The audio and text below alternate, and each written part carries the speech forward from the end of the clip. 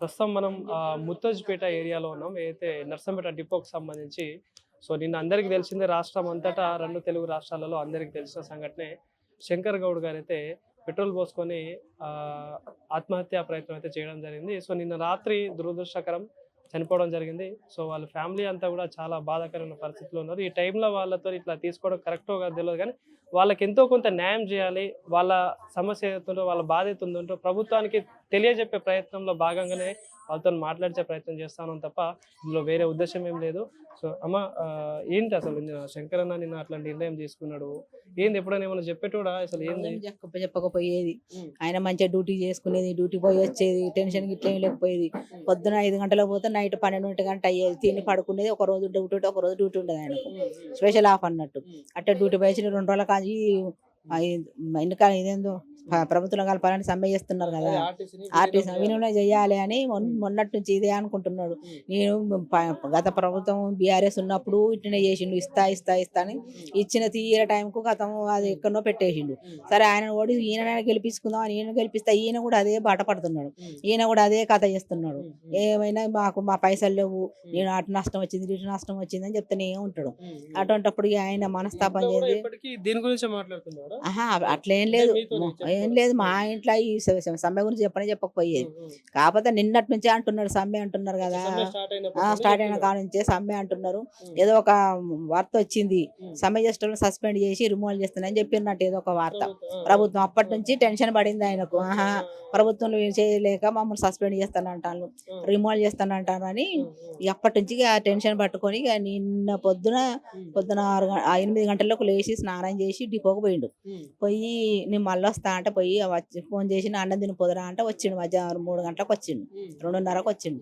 అన్నం తిన అంటే లేదు డిపోలనే మాకు పోయినా అది పెట్టిండు, ఆడ వంట చేస్తాను అక్కడనే తిన్నా. నేను ఇంకా సల్ల ఉంటే చేసిపోయి అంటే సల్ల పోసి ఇచ్చిన, పక్కేసిన పడుకోమని.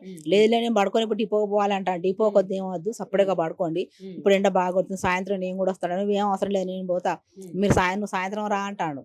అంటే వద్దు ఉండు సపరేట్గా ఉండు అన్నట్టు, ఏం కాదు నేను రానని ఇక డ్రెస్సు వేరే యూనిఫామ్ వేసుకున్నాడు వెళ్ళిపోయిండు. పోతున్నట్టు బాటిల్ ఏందో పట్టుకొని పోయిండు అంట. నేను చూడలేదు. నేను వెనకాలనే వస్తానా అని నేను తాళమెట్టిన మనవరాలు ఉండేవి.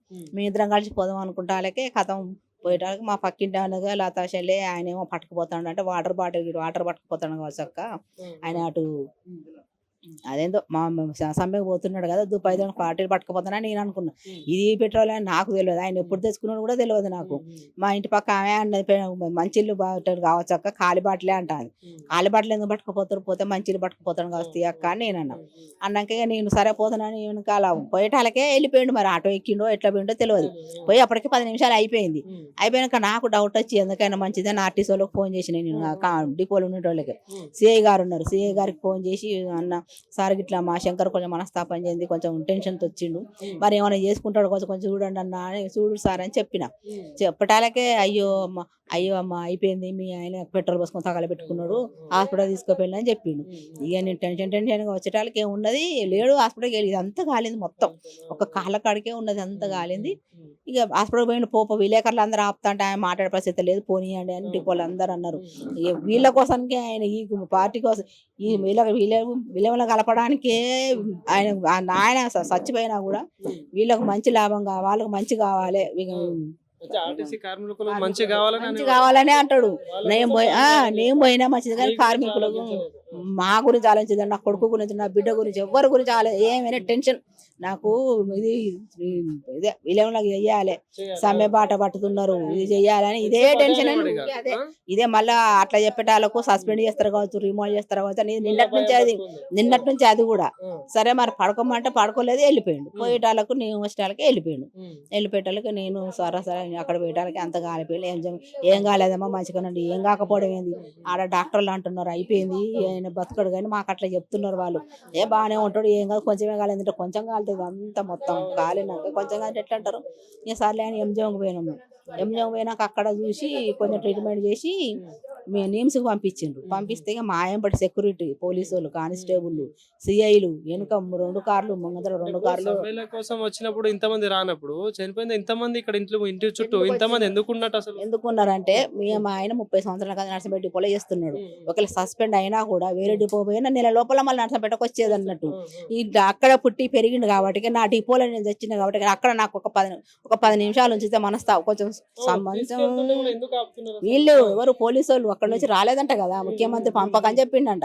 మేము చెప్పినా, నా కొడుకు, నా బిడ్డ అందరు చెప్పిండు ఒక 10 నిమిషాలు సార్, ఒక 10 నిమిషాలు. ఆడ వీళ్ళు పార్టీ వాళ్ళు కూడా ఎవరు రారు, కాకపోతే మేమే పోతాం, లేదా మీరే తీసుకుపోండి.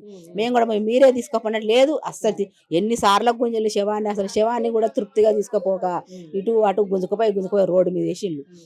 పాపం బండి సంజయ్ వచ్చిండ్రు, రామ్మ నేను తీసుకుపోతా అన్నాడు. అట్లా పోయినా కూడా ఆయన చెప్పినా, ఆయన ఒక కేంద్ర మంత్రే కదా, ఆయన చెప్పినా కూడా వింటలేరు. అవసరం లేదు పోవద్దని ఎంతమంది ధర్నా చేసిండంటే పాపం వీళ్ళు ఆర్టిస్టులు కూడా మొత్తం సమ్మె బాగా చేసిండు, ధర్నాలు చేసిండు. ఈ నుంచి ఆడదాకా మొత్తం ఎందుకు ఇట్లా వ్యవహరిస్తా ఉందమ్మా అంటే ఏమనిపిస్తుంది? గవర్నమెంట్ కలపాలి కదా, ఆయనే కదా వాళ్ళు ఏం పెట్టిండు, నేను గెలవంగా నేను ఆర్టీసీని విలువలు చేస్తా అని చెప్పిండు. సరే ఇది ఏందో ఎలక్షన్లు పెడతా, యూనియన్ ఉండాలని చెప్పిండు. అన్ని చేస్తాడు కానీ ఈ 3 మాత్రం పక్క పెడతాడు. విలియన్ ఎలక్షన్లు ఈ పక్క పెడతాడు. ఇవన్నీ చేస్తా అంటాడు. ఇవన్నీ అవసరం లేదు మాకు, ఒక విలియన్ ఒక్కటి చేయండి, మాకు ఇవేం అవసరం లేదని చెప్పుకునేవాడు అన్నాడు. మేము అనుకునేది ఇద్దరం, మనకి పైసలు ఎందుకు, ఈ కథ ఎందుకు, మనం ఊకేసప్పటికి విలీనం చేస్తే అయిపోదు. కనీసం మాకు పైసలు కొంచెం జీతం పెరిగినా మాకు ఇల్లు కూడా లేదయ్యా. ఇల్లు లేక నా బిడ్డ ఇంట్లో వేసుకున్నాం శవాన్ని. ఇల్లు లేదు, జాగలేదు.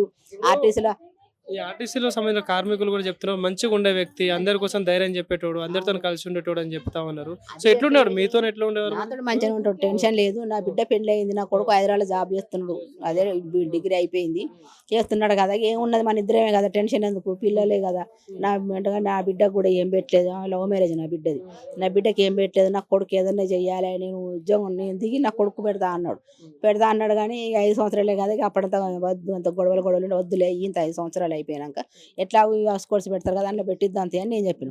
ఇక సర్లే అని ఊకున్నాం. ఇక అది వదిలిపెట్టేసిండు. వదిలిపెట్టినాక ఇంతమంది వచ్చి ఇప్పుడు నాయకులు అందరూ వచ్చి ప్రభుత్వం నుండి ఇక్కడ స్థానిక ఎమ్మెల్యే వీళ్ళందరూ ఏమైనా భరోసా ఇచ్చినా మరి ఏమైనా ఇప్పుడు మన భరోసా అంటే మా బిడ్డకు మా అల్లుడిని చెప్పిండు 10 లక్షలు ఇస్తా అన్నారు.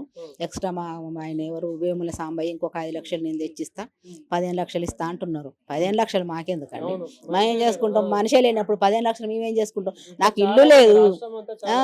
ఇప్పుడు ఈయన చనిపోయాడు, ఇంకొకటి ఇంకని చనిపోతాడు కదా, మరి వాళ్ళ పరిస్థితి ఎట్లా? సరే నీవు మంచిగా మైండ్లో అర్థం చేసుకొని విలీనం చేస్తే అయిపోతుంది కదా. ఎందుకు వీళ్ళని టెన్షన్ పెట్టి చచ్చిపోతా అంటే చూసుకుంటా సంతోషంగా ఉంది ఆయనకు. ఈయన నిన్న మాకు ఆయన వచ్చిండు, అదే ఆర్టీసీ చైర్మన్ వచ్చిండు అక్కడికి. ఆయన పేరు ఏం పేరు, ఆర్టీసీ చైర్మన్ ఆయన వచ్చి నేను మీకు భరోసానే ఇస్తానమ్మా, నా కొడుకు నెంబర్ నా బిడ్డ నెంబర్ తీసుకొని మీకు ఏం భయం లేదమ్మా, నేను చూసుకుంటా, మీకు ఏది కావాలన్నా నేను చూసుకుంటా అమ్మా, నా నెంబర్ తీసుకోండి అని కాసేపు మాట్లాడిండు. నా కొడుకు దగ్గర తీసుకున్నాడు, నా బిడ్డల దగ్గర తీసుకున్నాడు, నన్ను తీసుకున్నాడు. మీకు ఏం బాధ లేదమ్మా, నేను కంపల్సరీ నీకు ఏదైనా చేస్తా అని చెప్పినప్పుడు చనిపోయినాక ఏదైనా చెప్పాలన్నా మాట లేదు, అసలు ఫోనే చేయలే. అసలు ఇంతకు చనిపోయి ఇంత హంగామా టీవీలో ఎలాగంతగానే చెప్తున్నారు. మరి అయ్యో చనిపోయిండు, ఎవ్వరు రాలే. ఒక పాపం బండి సంజయ్ గారు వచ్చిండ్రు, మళ్ళీ ఎవరు కలెక్టర్ వచ్చిండ్రు, ఎమ్మెల్యే రాలే, దొంతిమారెడ్డి అస్సలే రాలే. ఇంకా పాపం ఆయన ఎవరు బీజేపీ పెద్ది గారు వచ్చిండు, పాపం ఆయన భార్య ఆయన ఇద్దరు వచ్చిండు, బీజేపీ నాయకుడు వచ్చిండు, ఈ మన బండి సంజయ్ ఇంకో ఆయన పేరు రాణ ప్రతాప్. వీళ్ళైతే నిన్నటి నుంచి పాపం ఎంజమలు ఒకటే పాపం పొద్దున్న దాకా ఉన్నారు వాళ్ళైతే. వీళ్ళు వచ్చి కానీ బీఆర్ఎస్ వాళ్ళు రాలేదు, అసలు కాంగ్రెస్ వాళ్ళు రానేరేలేదు. అసలు ఇంత వాళ్ళకి పట్టింపు అసలు వాళ్ళకి ఇంట్రెస్ట్ లేదు. కలపాలి ఇంట్రెస్ట్ లేనప్పుడు మనం ఏం చేద్దాం, లెక్క లేవు, పోనీ అంట. పోతే జనాన్ని అసలు కలుగుతుంది అనుకుంటాడో ఏమో, ఎంత జనం తగ్గుతుంది అంత తగ్గుతుంది అనుకుంటాడు కావచ్చు. ఆయన అట్లా పోతుందే కావచ్చు ఆయనకు. అట్లయితే ఎట్లా ఇప్పుడు అట్లుంటే ఉంచుతారు ఆయనను? ఈ సంవత్సరం అయితే ఇంకో సంవత్సరం తీసేస్తూనే ఉంటారు. ఇప్పుడు నువ్వు అట్లా చేస్తేవి, బీఎస్ఆర్ అని అట్లా చేసి ఇప్పుడు మరి గవర్నమెంట్ ఇప్పుడు వీళ్ళకి ఎవరు న్యాయం చేయాలి? ఇప్పుడు బీజేపీ వాడు చేయాలన్నా లేదా కాంగ్రెస్ వాళ్ళు చేయాలన్నా? ఆంధ్రప్రదేశ్లో మన బీజేపీ వస్తే అయిపోతుంది కదా, ఆ. బీజేపీ వస్తే వాళ్ళు చేస్తారు కదా, ఆ. వాళ్ళని ఎక్కియచ్చు కదా, ఆ. బీజేపీ నన్ను ఎక్కిద్దాం, వాళ్ళు ఏం చేస్తారో ఇక అట్లా అంటున్నారు. కానీ ఈయనకు బీఆర్ఎస్ చెప్పినప్పుడు వాళ్ళు ఇదే 41 రోజు స్ట్రైక్, అప్పుడు ఇస్తా అని చెప్పిండు. అప్పుడు ఎంతమంది డ్రైవర్లు చనిపోయిండు, మస్తు మంది చనిపోయిండు. అసలు ఈయన చనిపోయి ఎందుకు చనిపోయిండో నాకు అర్థమైతే లేదు. అసలు ఎట్లా నాతో మాట్లాడిండు, నేను ఇప్పుడే వస్తానన్నాడు, పోయిండు, పడుకో అంటే పడుకోలేని మళ్ళీ వస్తా అని చెప్పిండు. కథం నేను ఫోన్ చేసేటాలకే మీ ఆయన పెట్రోల్ పోసుకొని తగలబెట్టుకున్నాడు అమ్మ అని చెప్తాను. ఇక నేనేం చేయాలి? ఇక మాకు ఇల్లు లేదు, నాకు కొడుకు, ఏదన్నా గవర్నమెంట్ మాత్రం నాకు సహాయం చేయాలి అంతే. మరి ఏం చేస్తారో గవర్నమెంట్కి ఎరకాయి అంతే అండి.